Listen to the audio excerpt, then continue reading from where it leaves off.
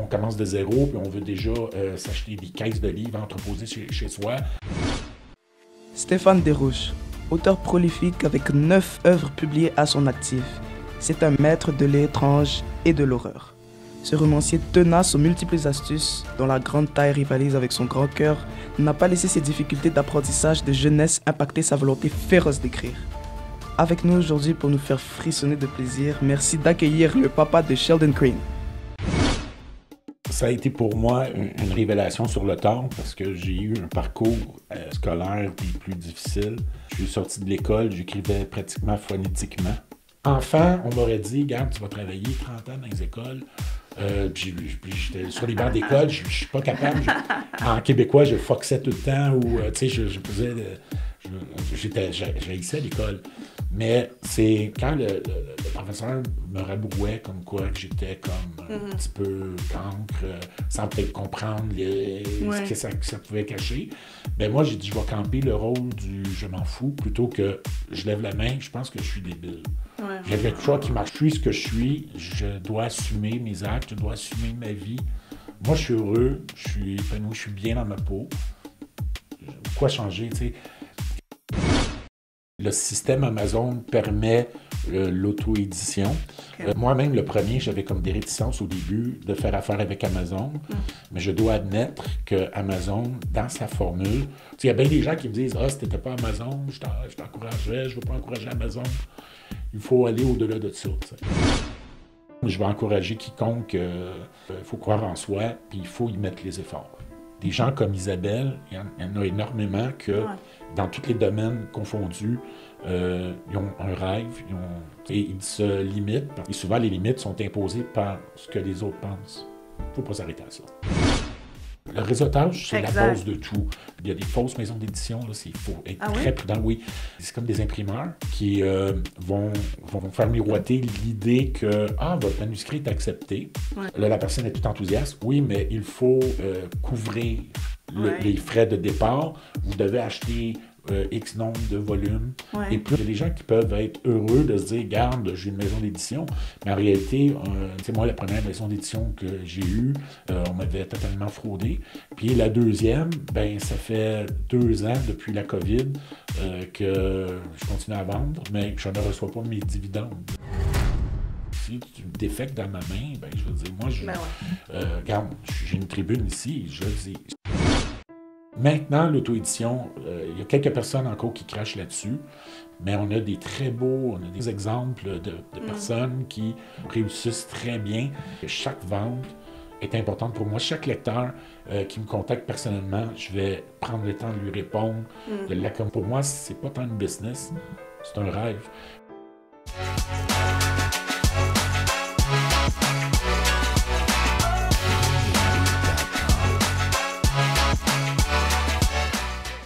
Bonjour et bienvenue sur 4e de couverture. Aujourd'hui, je reçois l'auteur Stéphane Desroches. C'est bien Desroches? Oui. Bienvenue Stéphane. Merci. Alors Stéphane, dites-nous, qu'est-ce que vous faites et pourquoi est-ce que vous le faites? Bien, au niveau de l'écriture, ça a été pour moi une révélation sur le tard parce que j'ai eu un parcours scolaire des plus difficiles. Je suis sorti de l'école, j'écrivais pratiquement phonétiquement. Okay. Puis, tu sais, les petits boulots qui s'enchaînent. À un moment donné, j'ai eu l'opportunité de pouvoir travailler comme concierge d'école. J'ai fait ma niche, maintenant bientôt 30 ans. Et j'ai côtoyé au quotidien des jeunes qui avaient les mêmes difficultés que moi j'avais quand j'étais à l'école, c'est-à-dire à mon époque, on ne diagnostiquait pas nécessairement les cas de dyslexie, tout ça. Donc, on passait pour être les petits tannants ou ceux qui avaient le moins de potentiel. Fait qu'on était souvent ostracisés, mis au banc, sur le côté ou dans le corridor. Alors, c'est ça. J'ai comme, en côtoyant ces jeunes-là, je me disais que peut-être que mon expérience de vie pourrait aider. Souvent, je travaillais dans une école primaire. Les enseignantes me demandaient des fois d'accompagner un jeune qui avait des problèmes. Puis, de fil en aiguille, ben, je m'impliquais au-delà de mon simple travail de col bleu. Et le destin a voulu que j'aie un accident de travail bête. J'ai été alité quelques mois. Je me suis lancé un défi. J'ai dit, ben écoute, j'ai un pécherel, un dictionnaire, je vais commencer à écrire. C'était la double difficulté, c'est que donc, je partais de presque zéro parce que j'écrivais vraiment pas bien. J'avais ouais, tu sais, souvent, c'est la notion des règles que j'avais pas, puis un peu en autodidacte, mais j'ai commencé à travailler, puis à découvrir, au-delà de juste de me dire un défi, Ouais. ben, c'est devenu une vraie passion. Ça, c'était quand? L'accident de travail qui a 2006. tout déclenché. 2006. 2006. OK. Presque 20 ans. Ah oui, puis ça va tellement vite, là, Ouais. parce que, en tout cas, ça a été pour moi ben, une forme de révélation, mais aussi un exutoire, parce que j'ai toujours voulu créer. Si j'écrivais pas, j'aurais d'autres passions, là. Ça pourrait être la musique, ça pourrait être peindre des toiles, là. C'est une envie, c'est un besoin pour moi de créer. Donc, ça a été le moyen que j'ai trouvé. Je pense que vous êtes l'auteur le plus prolifique qu'on a reçu ici. Dites-moi, combien d'œuvres, de livres avez-vous écrit ou coécrit au total? Ben, écoute, on frôle, ben, tu sais, parce que je participe à beaucoup de projets connexes. Exact. Donc, tu sais, à mon actif, moi, je suis rendu à mon 9e. OK. Mais en même temps, productif parce que j'ai quand même une vie remplie, une vie de famille. J'ai un boulot temps plein. Donc, c'est de concilier ça Ouais. par rapport à ma passion versus ma vraie vie. Mais oui, et j'ai beaucoup on dit du stock, là, j'ai beaucoup de matériel dans les Ouais. tiroirs. Ouais. Tu sais, il y a des choses que je mets sur la glace, il y a des choses à retravailler, mais tu sais, ben, pour moi, c'est une passion. Tant que ça restera une passion, ben, tu sais, je veux dire. Et pourquoi l'étrange? Pourquoi vous êtes dans le domaine de l'étrange? Qu'est-ce qui vous fascine là-dedans? Ben, c'est tout simplement parce que tu sais, mes projets d'écriture, tu sais, à la base, si j'avais dû écrire tu sais, dans un domaine qui m'intéressait pas a priori, ben, je me serais peut-être pas nécessairement autant investi. J'aime le fantastique, j'aime l'étrange, j'aime le mystérieux. Je l'aime comme un cinéphile va aimer Ouais. ce genre de film. C'est une littérature qui m'accroche, donc je l'ai.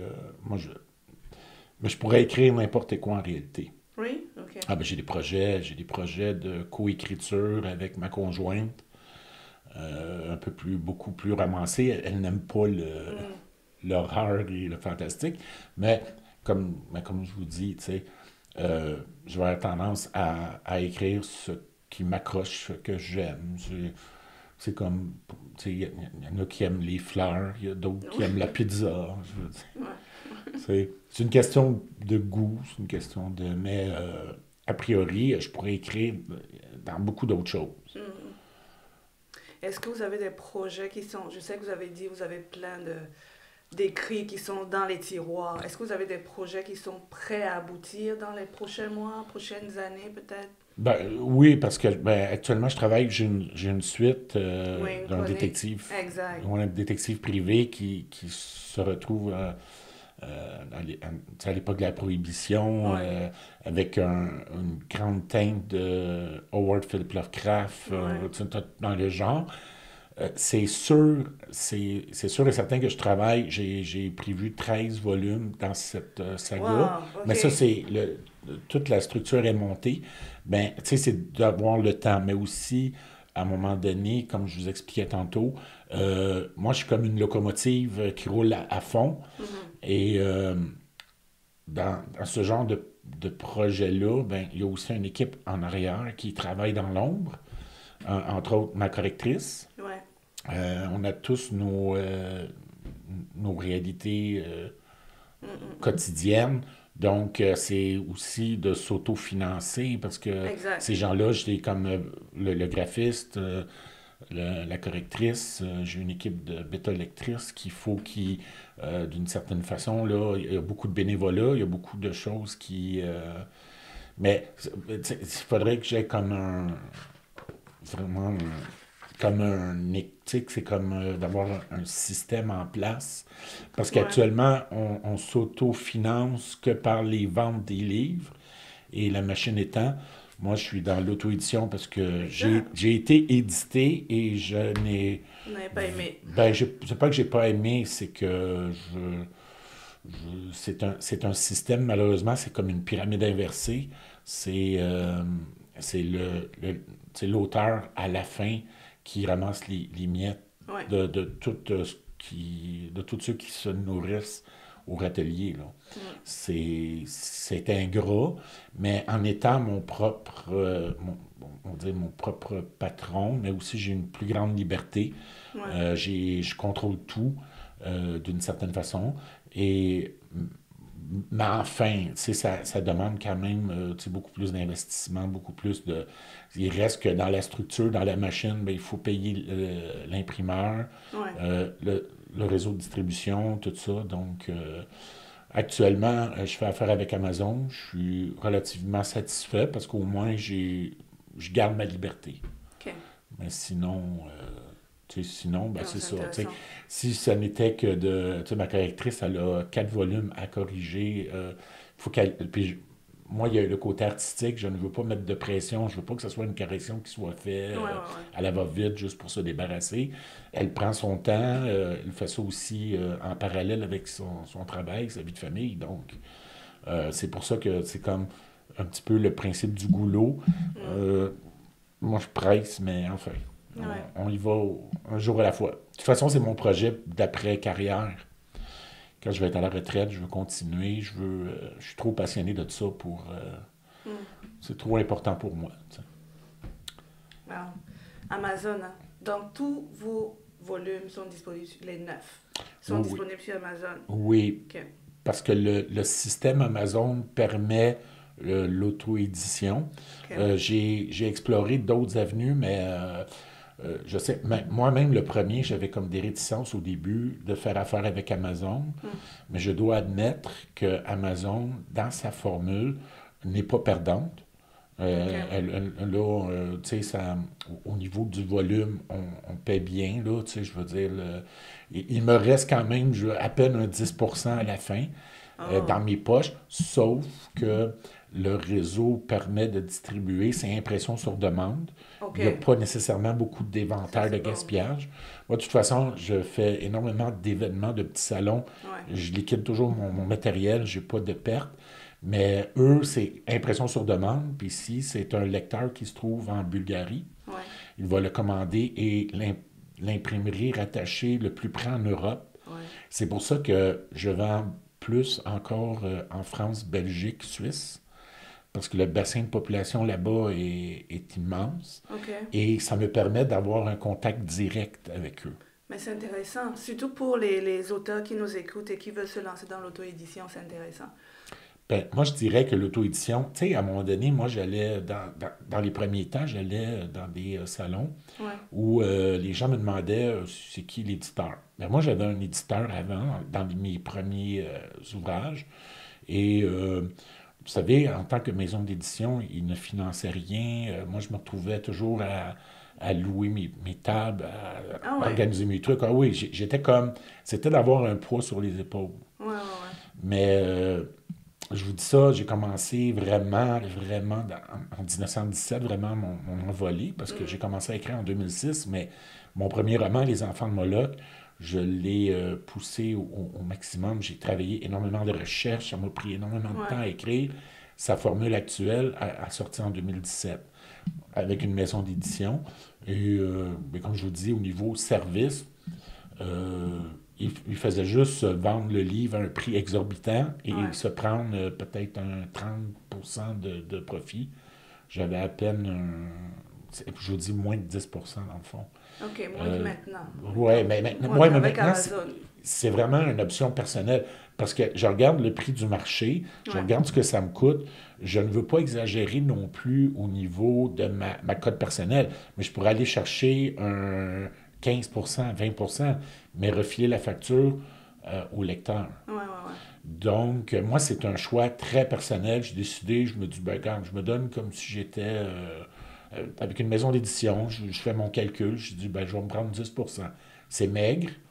C'est maigre compte tenu de tout ce que ça demande parce que je débourse de ma poche la correction, oui, la mise en page. Je fais beaucoup par moi-même, mais j'ai le...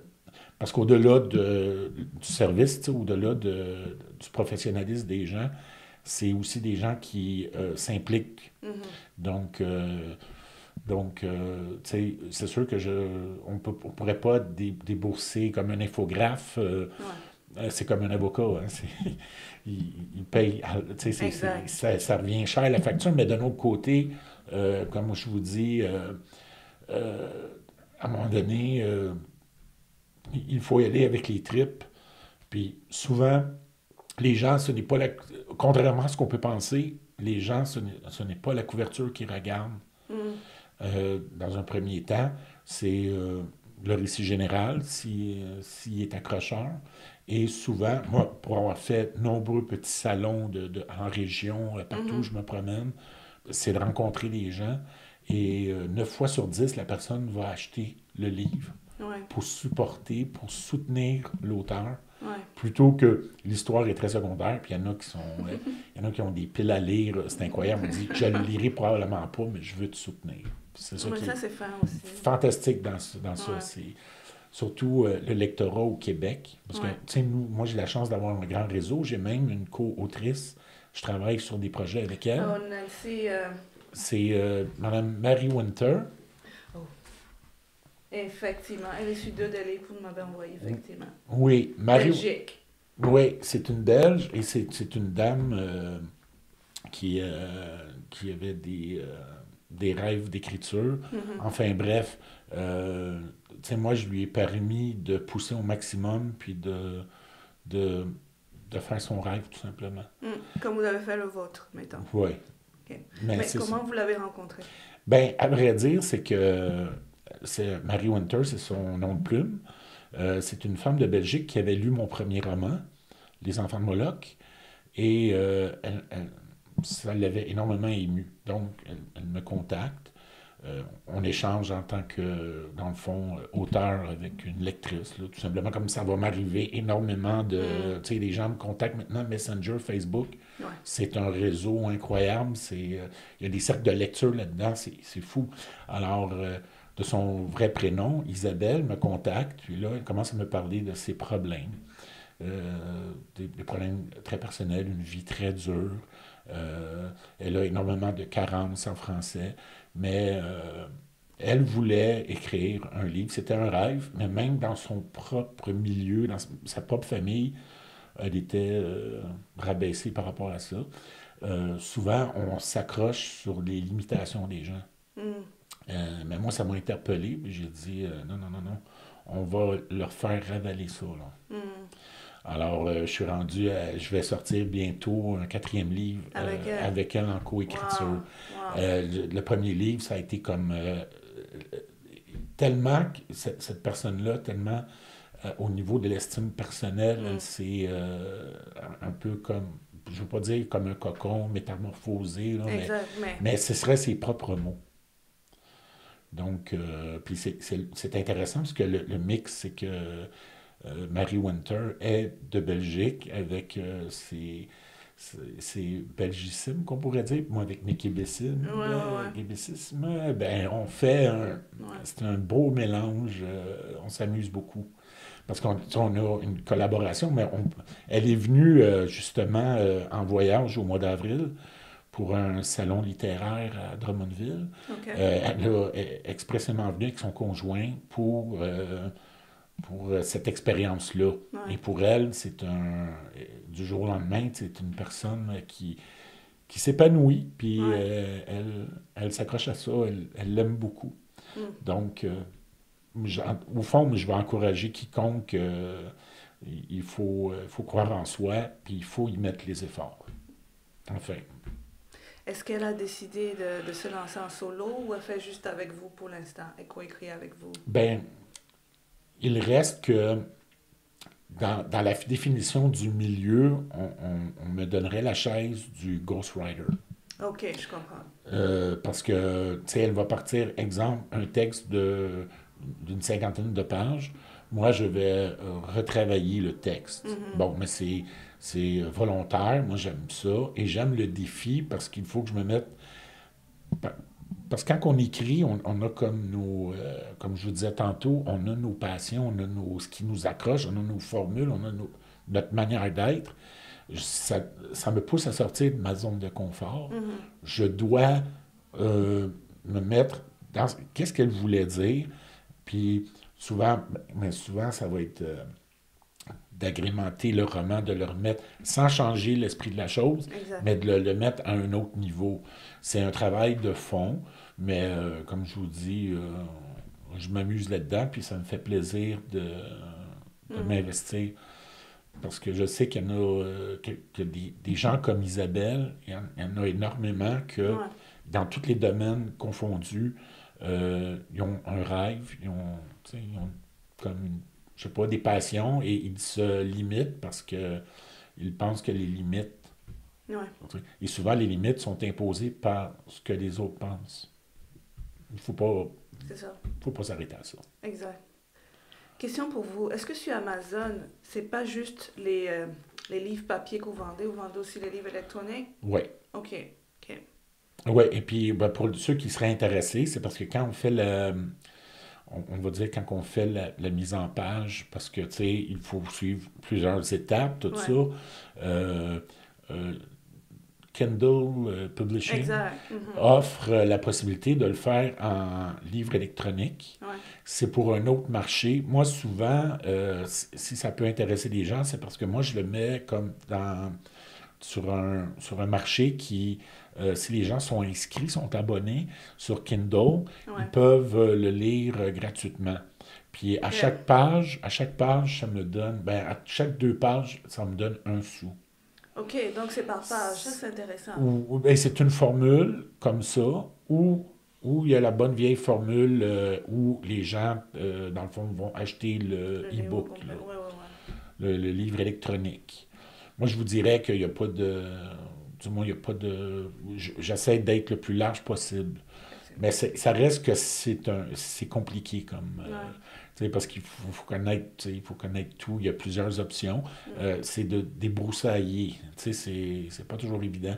Des fois, le manuscrit peut être refusé pour une petite technicalité qui n'est même pas une erreur. C'est une petite technique. Puis il faut la retrouver. Tu sais, c'est un travail de moine copiste, là, mais Ouais. il reste que c'est possible, contrairement à il y a 10-20 ans, où il fallait absolument faire affaire avec une imprimerie. Souvent, Et local. oui, et maisons d'édition qui, eux, sont friands de... Souvent, surtout, il y a des fausses maisons d'édition, là, il faut être Ah très oui? prudent, oui. C'est comme c'est comme des imprimeurs Ouais. qui vont faire miroiter l'idée que votre manuscrit est accepté. Ouais. Là, la personne est tout enthousiaste. Oui, mais il faut couvrir les Ouais. frais de départ. Vous devez acheter X nombre de volumes. Et Ouais. plus que le montant est élevé de De volumes, volume, plus effectivement. le prix en théorie baisse. Mais souvent, c'est dérisoire. Et vu que c'est une maison d'édition qui vont un petit peu clé en main. On va te faire le livre, on te ship ça à tes frais. Ouais. Vous savez, une caisse, comment que ça peut, Ouais, par ouais, poste, comment ça peut coûter. Donc, la personne, même si elle a un 10%, 15% sur ses livres, le frais de poste qu'elle va débourser, il n'y a pas de profit à faire. Et ce qui se produit, c'est que le seul qui fait de l'argent, dans le fond, c'est l'imprimeur, qui, lui, va imprimer. Souvent, les gens vont dire, écoute, c'est mon rêve, on commence de zéro, puis on veut déjà s'acheter des caisses de livres entreposées chez soi, en espérant que la famille va encourager, les amis, puis on s'aperçoit vite que le cercle proche à moins d'être harcelant. Tu sais, les gens, ils ne lèveront pas la main pour dire je t'en prends deux, là. Donc, souvent, le seul qui fait de l'argent, ben, c'est l'imprimerie qui va. Tu sais, parce que l'imprimerie, exemple, si le volume revient à 7 ben, ils vont déjà charger 11 Si le livre est un petit peu plus grand, un petit peu plus massif, ben, le livre est 11 ben, ils vont charger 15 Fait qu'ils font leur prix en conséquence de faire un profit déjà à la base. C'est un peu. Parce que c'est pas frauduleux, puis il y a des gens qui peuvent être heureux de se dire, garde, j'ai une maison d'édition, mais en réalité, une maison d'édition, tu sais, moi, la première maison d'édition que j'ai eue, on m'avait totalement fraudé.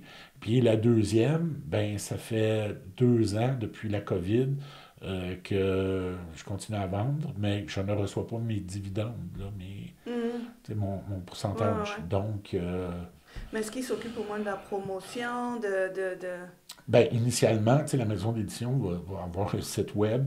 Ouais. Ils vont afficher une fois. Mais tu sais, c'est quelque chose. Quand on développe des outils, surtout par rapport à l'Internet, et c'est ça la libéralisation du marché, c'est qu'à partir, maintenant, à partir d'un ordinateur, à partir d'un minimum de connaissances, je ne suis pas un crack, là, et je réussis juste avec des plateformes comme Instagram, Facebook.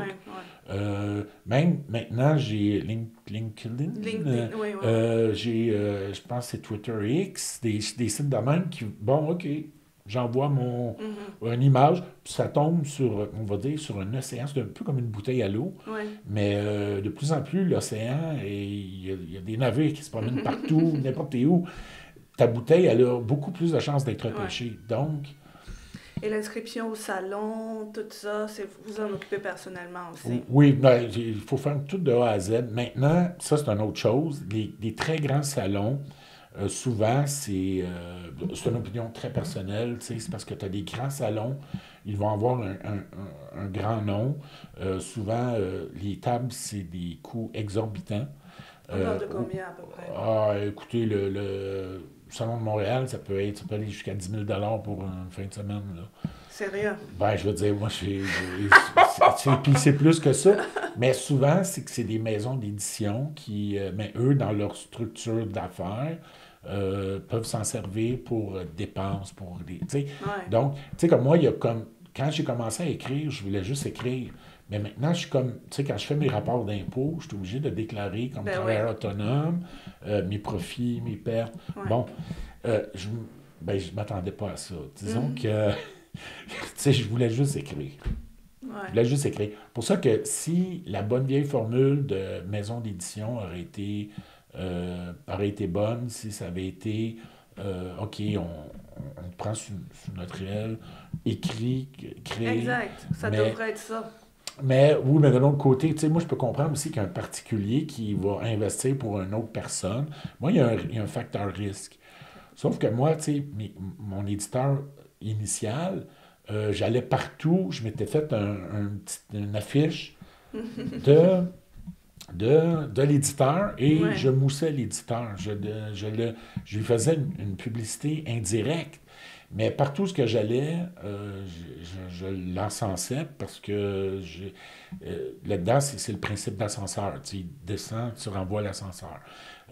Mais en bout de ligne, ça fait l'effet contraire. Si tu défectes dans ma main, ben je veux dire, moi, regarde, j'ai une tribune ici, je le dis aux gens, maintenant, l'auto-édition, il y a quelques personnes encore qui crachent là-dessus.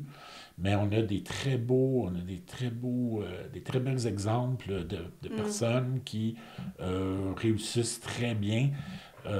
Et maintenant, il y a tout un réseau parallèle qui s'installe. Tu sais, comme moi, en Europe, j'ai été contacté. Il y a une boutique qui est intéressée à avoir mes volumes. Puis c'est des... Bon, je vous donne un exemple. Pays? C'est en France, mais ça touche Belgique, Suisse, toute la francophonie, dans le fond, européenne. J'ai même eu des gens qui m'ont contacté du Congo. Mais dis donc. Congo francophone. Parce que Amazon, tu sais, il suffit que... c'est intriguant le titre.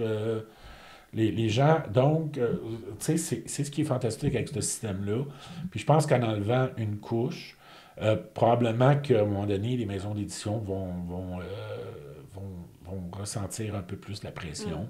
Peut-être que ça va revenir à parce que n'importe quel tableau mathématique va vous démontrer que celui qui fait le moins d'argent dans un projet de livre, c'est l'auteur. C'est l'auteur, effectivement.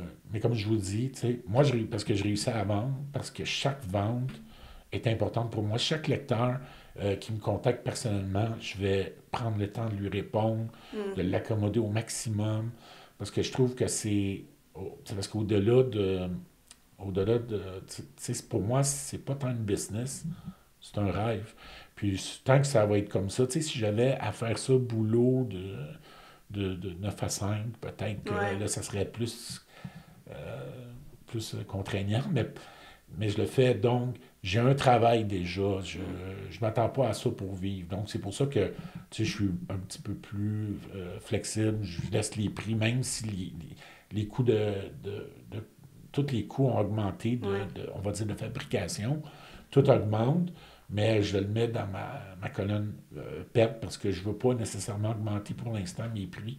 J'ai jonglé avec l'idée, puisqu'on est plusieurs auteurs. Ce qui est intéressant aussi, au niveau réseaux sociaux, c'est qu'on se crée comme des affiliations, j'ai beaucoup d'amis auteurs, on s'entraide beaucoup. Donc, c'est sûr qu'on se parle entre nous, on pense majorer les prix, parce que le papier a augmenté, les coûts d'impression augmentent, même ma correctrice, puis il faut payer, il faut dire, elle charge aux mots corrigés. Elle ne charge même pas aux fautes. Donc, c'est juste, mais tu sais, c'est un petit montant pour le nombre d'heures qu'elle travaille, mais déjà, elle n'a pas le choix d'augmenter, elle aussi. Là, il faut suivre l'inflation. Mais comme je vous dis, pour l'instant, regarde, moi, je me complais là-dedans, j'ai du plaisir. Stéphane, oui. Petite question, vous n'êtes pas obligé de répondre, là, mais justement, vous parlez de votre déclaration d'impôt tantôt. Oui. Lorsque vous faites votre déclaration annuelle, là, travailleur autonome, c'est combien? Là? Lorsque, revenu, vous enlevez toutes les dépenses, les pertes, comme vous dites, ça vous revient à combien en fin d'année, là, à peu près? Bien, c'est parce que, tu sais, sans embarquer dans des chiffres extrêmement personnels, c'est que c'est sûr et certain que ce qui est intéressant, comme avec Amazon Kindle Publishing, c'est qu'il t'envoie le bilan annuel de tes ventes. Donc, tu as ton profit net. Tu mets par rapport à ça aussi les dépenses en tant que travailleur autonome. Tu sais, comme moi, j'ai mon bureau à la maison, mon déplacement d'essence, il y a des frais, les locations des salles, il y a des coûts. Mais ce qui est intéressant déjà à la base par rapport à Amazon, c'est que, tu sais, tout est facturé, tout est comme, tu sais, comme, c'est pas dur, c'est pas... avant, j'avais comme une comptable qui travaillait, mais c'est plus ardu parce que c'est des factures, il faut tu sais, bon, c'est sûr et certain, tu sais, comme là, on voit l'augmentation du prix de l'essence. Ben, si je vais à un salon à Drummondville, que ce soit Laval, Québec, on peut même à un moment donné décider d'aller à Val-d'Or, tu sais, même avec les autres auteurs de tout ça. Donc, c'est des frais, on ne gagne pas tant que ça, tu sais, au niveau profit, mais tu sais, le gouvernement a encore au niveau des travailleurs autonomes, tu sais, il y a quand même vu qu'on peut mettre nos dépenses, ben on peut retirer un peu d'impôts salaire au lieu d'en payer. Mais on retire, c'est pas non plus des fortunes. Mais il y a des années où, surtout pendant la COVID, surprenamment, les gens étaient confinés. Donc, j'avais énormément de ventes parce que les gens étaient pris à la maison. Donc, ils commandaient des livres ou même ils prenaient des livres pour les liseuses électroniques. Donc, tu sais, mais c'est un milieu où on ne peut pas... Tu sais, je pourrais pas dire... je vous parlais de la précarrière. Disons que je prends ma retraite là, j'aurais quelques pénalités au niveau... parce que j'ai pas fait mon 35 ans ferme. Je parle comme si c'était un milieu carcéral, mais tu sais, j'ai pas fait mon temps encore. Non, mais ça s'en vient, j'ai quelques années encore. Mais bon, disons que je dirais, ben je pars, j'absorbe la perte, puis j'essaie de combler avec les ventes. Ouais. Mais c'est sûr que c'est en dents de scie. Dépendamment comme la conjecture actuelle, c'est très dur parce que les gens, j'ai le choix entre un livre ou un livre de beurre, la famille, les enfants, la bouffe. Il faut y aller avec les priorités aussi. Là. Nous, ça reste que la lecture, ça reste un loisir, mais je pense un loisir qui est quand même crucial dans une société. Là. Ouais. La lecture, ça peut pas être mauvais. Donc, mais il y a un autre niveau, comme ici, comme en Europe, quand c'est des livres, tout ça, ils ont un système postal qui prend ça en ligne de compte.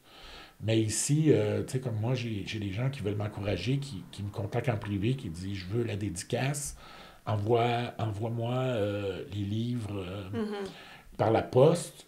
Mais j'habite Saint-Clinclin du 5e rang. Ouh, mais là, tu sais, ça va coûter à la personne. Au début, j'absorbais beaucoup les coûts postaux, mais c'est rendu que pour une bonne brique, ça coûte plus cher la poste que le livre comme tel. Donc, tu sais, fait que ça, c'est une affaire ici. On n'est pas. C'est un grand territoire. Les points de chute sont distancés. Les frais postaux ici, là, de plus en plus, il y a des compagnies privées qui vont gruger Post Canada à ce niveau-là. Peut-être qu'ils vont changer un peu leur politique, nous aider par rapport à ça. Parce que, à part mettre les frais de poste sur nos dépenses à l'impôt,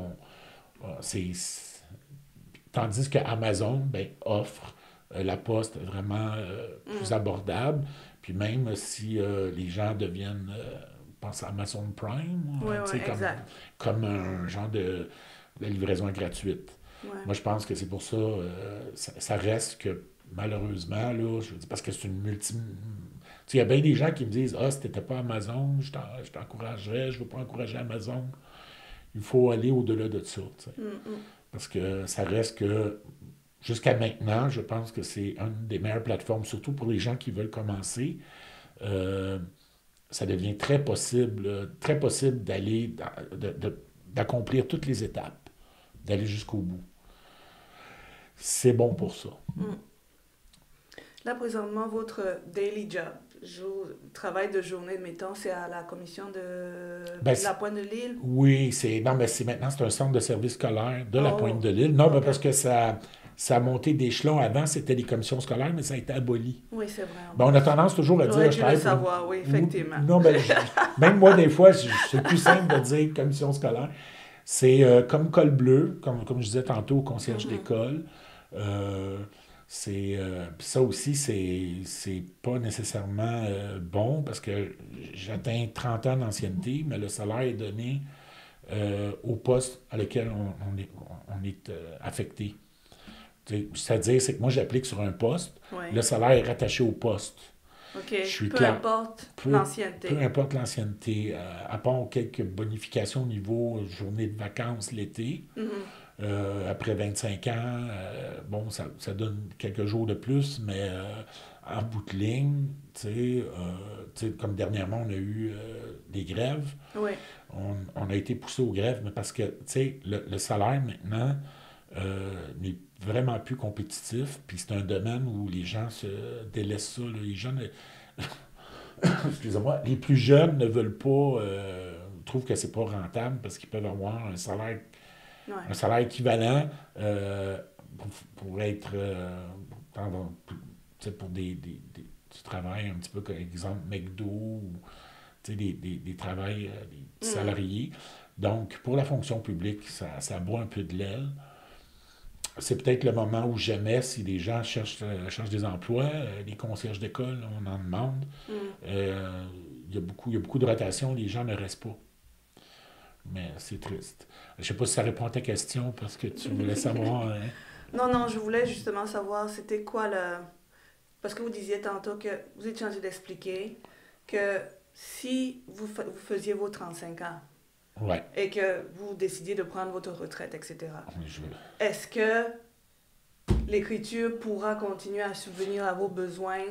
La seule avantage intéressante que je parlais tantôt par rapport à la fonction publique, le col bleu, c'est le système de la pension. Okay. Mais système à chaque paye, on met un montant, nous, je veux dire, le montant est amputé par rapport à ça, mais c'est une belle garantie. Actuellement, ben, le système ça, c'est actuel... indéterminé. Hein. Peu importe, je veux dire, pas que vous décidiez, mais que ça s'arrête, votre retraite s'arrête. Il faut que je dise les mots comme il faut. Ouais. Peu importe si vous décédiez à 80 ou à 150 ans, là, ça continuera. C'est pas comme ceux qui sont privés, qui sont obligés de cotiser pour eux, et en se disant, je cotise en me disant que je serai plus là à 85 ans, mettons. Ben, le système actuel espère que ton espérance de vie va pas aller à 100 ans, justement, parce que c'est... Oui, non, mais il y a comme une garantie, mais le système canadien offre la pension universelle. OK. Et on a, parce que nous, ça s'appelle la REGOP, c'est un petit peu technique, mais on a la RAMQ aussi, qui est au prorata des gens qui travaillent. Donc, moi, quand j'arrive avec ma pleine pension, je vais avoir la pension fédérale, c'est à partir de 65 ans. Je donne ça comme ça, là. Puis, l'affaire, la RAMQ québécoise, je pense que c'est à partir de 60, ou en tout cas, on peut commencer à la toucher, mais elle peut être un petit peu pénalisée. Sauf que là, moi, c'est un... Je vais faire trop, fait qu'ils vont couper à quelque part. Ils vont couper, je pense, la RAMQ. Okay. Donc, à un moment donné, ça ne donne rien de s'obstiner. Sauf que c'est un pourcentage. Exemple, actuellement, je prendrais ma retraite, mais j'aurais comme un pourcentage de mon salaire qui serait coupé. Tu sais. C'est peut-être 63% de mon salaire. Sauf que je suis encore jeune, j'ai encore plein de projets avec mon épouse, avec notre fille. On veut, tu sais, la vie est belle, c'est... Tant que je touche du bois, tant que la santé va bien, tu sais, c'est correct. Sauf que, tu sais, moi, j'ai déjà, je veux dire, c'est que je travaille par dépit pour le salaire. Enfant, on m'aurait dit, regarde, tu vas travailler 30 ans dans les écoles, puis j'étais sur les bancs d'école, je suis pas capable. En québécois, je foxais tout le temps, ou, tu sais, je faisais... j'haïssais l'école. Mais c'est... tu sais, moi, j'ai eu des boulots comme... Je travaillais comme portier dans un club de nuit. C'est encore plus incertain. Donc, parce que c'est le genre de travail où il arrive quelque chose, tu donnes une bad luck. Surtout à l'époque où je travaillais, maintenant, des portiers ont formé une association. Je pense que... OK, tu sais, aujourd'hui, j'ai décroché parce que j'ai travaillé jusqu'à mon accident de 2006. J'avais 2 jobs. C'était... bon... mon travail actuel me permet de vivre honnêtement. Là, on se le dit, mais c'était pas un plan de carrière, c'est par dépit. Fait que c'est pour ça que je dis toujours, tu sais, je vais toujours dans mon exemple personnel. Des fois, je parle avec des jeunes, puis je leur dis souvent que leur choix actuel, ils peuvent faire à leur tête, mais ça va les rattraper. Donc, l'instruction, les rêves, très jeune, il faut développer ça, il faut qu'ils s'accrochent à ça. Puis j'avais pas de rêve quand j'étais jeune. Moi, j'étais de la génération X. Tu sais, on nous disait probablement que ça va être the day after, probablement qu'on va avoir une guerre atomique, probablement que vous ne serez plus là les plus acides. Tu sais, on n'avait pas de futur. Je pense que c'est important, c'est l'espoir, c'est le futur. C'est de s'accrocher, vivre l'instant présent, mais aussi prévoir un peu plus l'avenir. Vous disiez tantôt que vous avez eu des difficultés d'apprentissage et bien sûr à l'époque il n'y avait pas tout le système qui aide les enfants à déjà diagnostiquer, en plus les soutenir, les supporter là-dedans. Est-ce que étant adulte vous avez décidé à un moment donné je veux comprendre c'était quoi mes difficultés, qu'est-ce que je suis exactement? Ben à vrai dire c'est que au niveau pas nécessairement diagnostic, mais en travaillant au quotidien, en voyant des comportements, en parlant avec... Tu sais, moi, j'ai la chance, je travaille avec... Tu sais, je parle surtout au niveau primaire, le contact est plus humain. Là, actuellement, je suis dans une école secondaire, c'est plus compartimenté. Mais, tu sais, je parle avec une spécialiste, avec des TES, avec la psychologue de l'école, pour pas... tu sais, une pause café, 15 minutes, puis on peut apprendre beaucoup de choses, on peut comprendre beaucoup de choses. Il y a aussi l'introspection. Je veux dire, comme je vous disais, on observe un cas, on se dit, je me vois dans lui. Exact, je me vois. Je veux dire, hey, j'étais pas loin de ça. Donc, ouais. Tu sais, à quelque part, mais tu sais, moi, quand j'étais jeune, un orthopédagogue avait, puis on parle des années 70. Ouais. C'est arrivé, bon, OK, j'inversais les D, les B, P, Q, tout ça. C'est fait que ça se ressemble pas mal. Oui. Effectivement. Oui, puis j'écrivais, j'étais gaucher, puis j'écrivais de la droite vers la gauche. En tout cas, c'était problématique, mais à l'époque, ça avait été soulevé. OK. Écoutez, moi, j'étais deuxième année. C'est là qu'on s'est aperçu que j'étais myope. Donc, toute la première année, je ne voyais pas au tableau. Oui. J'étais comme... je ne voyais pas au tableau. Mais depuis ma tendre enfance, je jouais au baseball. Non, mais tu sais, comme c'était flou, mais c'était ma réalité. C'est ça, pour vous, c'était normal. C'est sûr que tout le monde voit pareil. Oui, il y avait un problème. Ben, tu sais, maintenant, c'est sûr, comme vous parliez du système maintenant, rapidement, prématernel, ils font des jeux, mais déjà, ils sont éveillés au principe, puis ils peuvent souligner, puis dire aux parents, allez voir un optométriste, parce que, genre, le jeu, il y avait tu sais, des fois, autre époque, autre mœurs, je veux dire, ça fait partie de ma vie, de mon cheminement, mais disons que dès le départ, me faire passer pour un petit cancre, un petit garçon intelligent. Tu sais, même à l'époque, on donnait les bulletins. Oui. On disait la note, effectivement. Toi, effectivement. C'était violent, là. Effectivement. Violent. J'ai survécu. Sauf que la réaction, c'est que j'avais... tu sais, je pense que c'est humain, c'est normal. Je craignais plus la réaction des autres élèves que le professeur ou même mes parents. Donc, quand le professeur me rabrouait comme quoi que j'étais comme un petit peu cancre, sans peut-être comprendre ce que ça pouvait cacher, moi, j'ai dit, je vais camper le rôle du « je m'en fous » plutôt que je lève la main, je pense que je suis débile. J'ai quelque chose qui ne marche pas, je pense que je suis débile. C'est pas vrai. C'était comme une négation de ça. Là. Ce qui arrive, c'est que j'ai joué trop tôt le cancre, puis me complaisait là-dedans parce que les autres trouvaient ça cool. Cool, exact. Oui, parce que genre, ils se foutent de... tu sais, les autres avaient peur. J'ai oublié mes parents. Ouais. Puis moi, dans le fond, je pense que c'est... Est-ce que c'est une erreur? Je veux dire... en même temps, on est tous des animaux sociaux. On va aussi se faire accepter par ses amis. Ça, c'était votre façon, c'était votre personnage à vous, là. C'est bon de dire personnage, justement, parce que, tu sais, peut-être qu'à l'intérieur de moi, j'avais un angoisse. J'ai dit, je comprends pas, c'est quoi, je suis pas bon. Mais au lieu de, persévérer, mais on l'apprend sur le temps. Mais moi, je pense que plus que la personne est jeune, moi, surtout qu'il y a eu des études psychologiques, là, je ne vais pas m'étendre là-dessus longtemps, mais on prend un groupe témoin, une classe, puis on prend des élèves qui ont de la difficulté, puis on inverse les rôles, on commence à leur dire « Ah, t'es bon, t'es ci, t'es ça ». Puis déjà, ça l'influence énormément, ça change. Puis ça, ils l'ont comme, je pense, dans les années 70, ils ont étudié ça, puis ils ont... Mais c'est ça, en espérant qu'on va pour le mieux. C'est vrai quand on te répète que tu es cancre, tu l'assimiles. Et puis OK, je vais vous montrer que tu es cancre, effectivement.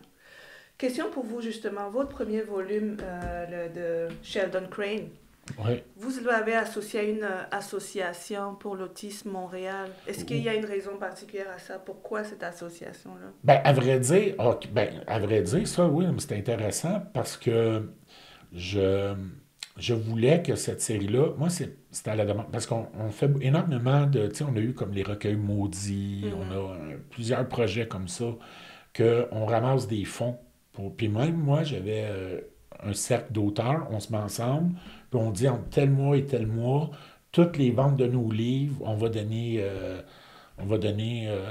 à des organismes, un organisme X, là, qu'on détermine un peu, je ne veux pas dire au hasard, mais selon chaque personne. Bon.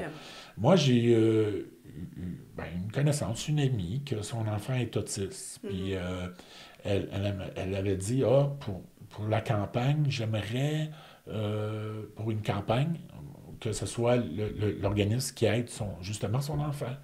Mais ça n'avait pas été retenu. Je sais pas. Oh, OK. Bon. OK. Puis là, elle me disait, j'aimerais ça. Ben, tu sais, comme je vous dis, moi, c'est tout le temps. Bon, ben, écoute, on va faire. Vu que j'allais sortir cette série-là, j'ai décidé qu'à chaque volume,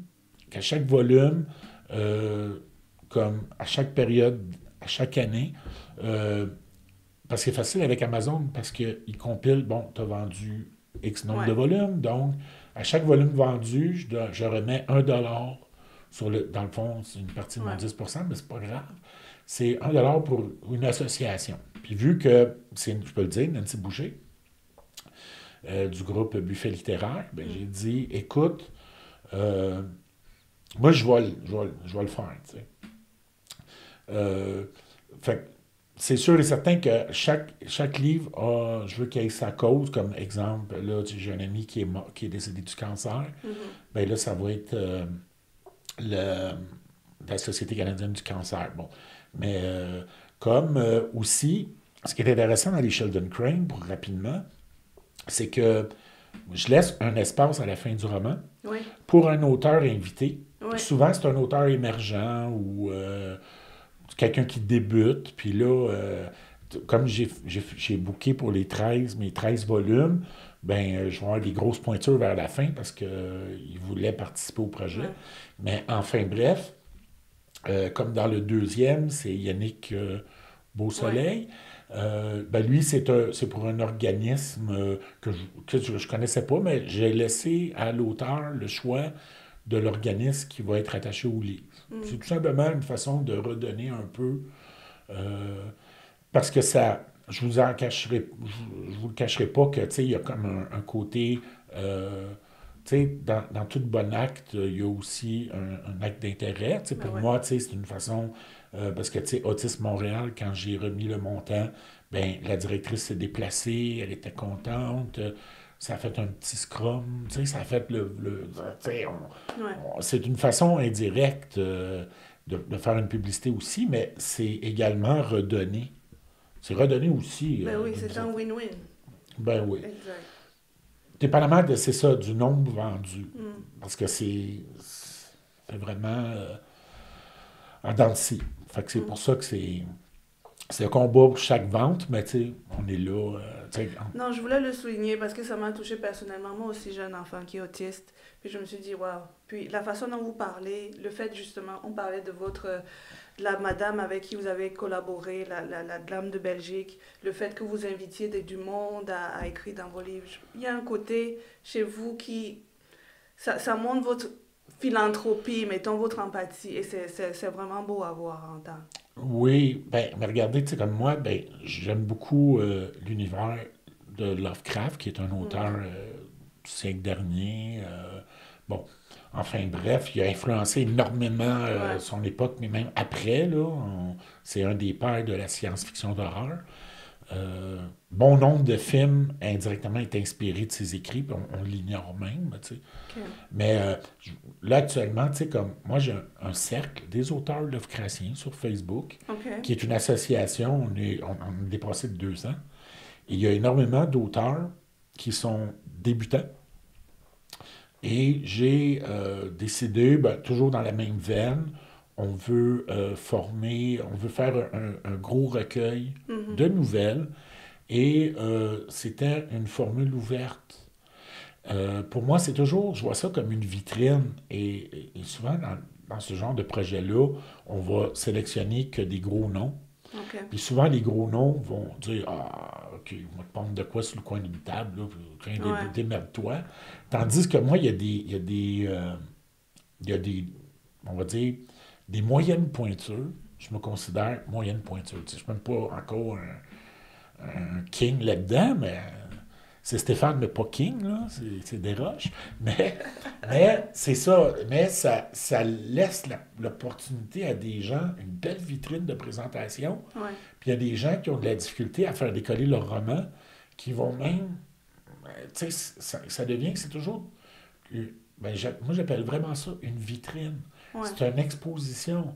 Puis, vu qu'il y a la complexité des contrats, tout ça, ben, on décide à même le groupe Parce que moi, là-dedans, je vois ça comme un cercle et non pas... Tu sais, même si c'est moi qui fais le plus d'efforts, mais je vois ça comme un cercle qu'on a décidé conjointement de dire, bon, ben on va trouver un organisme, puis vu à commencer à se battre pour des virgules, des centimes, ben on va, tu sais, on s'autofinance, puis le reste, ben on décidera, parce que, tu sais, j'ai plus d'auteurs européens qui participent au projet, donc probablement, puis ça va être probablement une association qui va émerger de cette fraction-là qui est en Europe.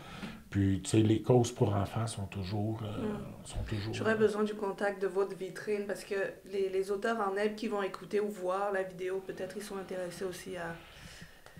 Mais par la suite, là, c'est vous qui déciderez. Non, mais au contraire, moi, tu sais, moi, c'est la force, tu sais, une toile d'araignée, sa résistance, c'est où est-ce que c'est accroché, puis c'est diffusé, là. Le poids, il est réparti. Écoutez, c'est le réseautage, c'est la base de tout. Puis moi, ben, je vous dis, ben, pas que, tu sais, c'est un peu, tu sais, c'est ce qu'on appelle le retour d'ascenseur. On s'entraide, j'ai des gens qui m'aident, tu sais, comme les salons, tout ça, tu sais, on a, à un moment donné, à tel endroit, il y a un événement. Bien là, on est 50 auteurs qui se déplacent. Bien, c'est 50 auteurs qui font indirectement là, la promotion de cet événement-là. Donc, ça devient toujours plus... Exact. Mais si chaque personne fait met son petit grain de sel, ben... Donc, au contraire. Mais, tu sais, moi, je sais que vous allez sortir incessamment la série. J'imagine, ça va se retrouver sur les réseaux sociaux. Nous, on partage beaucoup. On pourra... puis, c'est facile. Moi, c'est Stéphane Desroches. Ben, tu sais, moi, malheureusement, j'ai atteint le maximum tu sais, parce que Facebook met un plafond de 5000 personnes. Oh, wow! J'ai pas loin. Wow! Vous êtes à 5000? Ouais, je suis pas loin de ça. Wow! Ouais. Disons que, mais tu sais, on peut faire des pages connexes. Il y a les groupes, il y a des groupes de lecture. Moi, je suis souvent un nouvel auteur. Écoutez, j'ai un professeur d'école. Je l'ai référé à plein de cercles de lecture. Donc, j'ai vu votre channel YouTube aussi, où vous faites la promotion des livres. J'ai vu ça aussi. Oui, mais le YouTube que j'ai... YouTube, malheureusement, je ne l'exploite pas beaucoup parce que c'est technique. En réalité, je drop là quand... Mais il a fallu que je change d'ordinateur, c'est compliqué. Puis de faire du montage, c'est pas évident. C'est pas évident. Exact. Des fois aussi, ça c'est un truc que je faisais, exemple, j'essayais à m'amuser avec le petit logiciel de base, à faire du montage, mais c'est ardu, la musique. Exact. Je vous avoue qu'avant, je travaillais avec des Mac. Qui étaient, on parle des années début 2000, que c'était vraiment axé sur le montage audio, là, c'était sa coche. Oui, audio, effectivement, Mais maintenant, avec mon HP, que, ça c'est pas, c'est ardu. Mais en tout cas, merci. Là. Franchement, vous êtes une bibliothèque, là. Tout ce qui est Amazon, le setup, Kindle, je pense que les gens vont apprécier cette petite information-là. Stéphane, avant de vous laisser, on a une petite coutume ici, là. Une toute petite question. Mettons, on est en 2024. Mettons que Stéphane Desroches de 2034, 2035 apparaît. Puis il vous dit, Stéphane d'aujourd'hui, qu'est-ce que vous voudriez savoir? Est-ce que vous avez des conseils sur quelque chose? Est-ce que tu veux que je t'aide? Qu'est-ce que vous diriez à Stéphane de demain? Ah ben, je ne sais pas si ma réponse va être appréciée, mais je pense que ça serait motus et bouche cousue, parce que le Stéphane des années 2034, là, ça va être la somme de tout ce que je vais vivre. Si je change d'un iota, on va dire la ligne du destin, là, à la fin... Tu sais, ça serait beau qu'ils viennent me voir, me donner, garde, demain, l'Automax prend ce numéro-là. Je veux dire, c'est improbable, c'est quasi impossible, mais c'est pas ça, c'est que, moi, je pense que, je parle avec la sagesse de mes quelques poils blancs, tu sais, la vie, On pourrait toujours revenir dans le passé et essayer de changer des choses, mais tu sais, j'ai un grand, ben, tu sais, j'ai un grand cœur. C'est les autres qui disent ça de moi. Mais ça se voit. Oui, mais j'ai un passé trouble, j'ai fait des erreurs, j'ai pas toujours été quelqu'un de 100% gentil. Comme je disais, je travaillais dans des domaines comme portier, c'est pas toujours barjot, là, je veux dire, tu côtoies des gens avec des problématiques au centre-ville, c'est pas, tu sais, mais ça m'a permis d'évoluer. Donc, est-ce que changer ce que je serai demain, tu sais, est-ce que je vais comme faire un accro à ma ligne du temps? Je suis ce que je dois assumer mes actes, je dois assumer ma vie. Moi, je suis heureux, je suis épanoui, je suis bien dans ma peau. Quoi changer, tu sais? Quelqu'un viendrait me voir et dit, ben, augmente les prix de ton livre, tu vas t'acheter un gros yacht. Mais ça ne fait pas partie de moi. Donc, premièrement, je me méfierais de ce faux futur. Des fois, ce qui brille, c'est pas toujours de l'or. Enfin, j'espère que je réponds parce que c'est non, mais c'est parfait, c'est votre réponse, c'est parfait. Non, parce que je me méfie des, tu sais, des raccourcis faciles. Enfin. C'est bon. Merci beaucoup d'être venu. Merci à tous. Et, 9 livres. Je pensais que j'avais tous, là, mais je pense que je vais aller sur Amazon chercher les 5 autres. Oui, non, puis je vous dis ça, puis il y a des collaborations aussi là-dedans.